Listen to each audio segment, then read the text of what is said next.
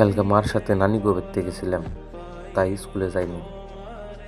সকালে আশের খোয়ার খুলবার যায় চিঠিটা পাইছি। আপনি আর মিঠুরিতে চিঠি দিয়েন না, অতি মানুষের কাছে কয়ে দিব। কপাল ভালো যে মা দেখে নাই, মা দেখলে আমার হাসুন দিয়ে বাড়িত। আর শুনেন, কামাল বে নাদিয়ার পিছে ঘুরে, আমি তার বেহাতি খাই নাই। আপনি লুঙ্গি পরে গাঙ্গের ফরে খাড়িয়ে থাকেন, আমার শরম করে আসি আহে। আপনি মির্জাপুর থেকে লতা ক্রিম কিনে মুখে দিবেন, তাহলে আমার বান্ধবীরা আপনাকে কালা কইব না।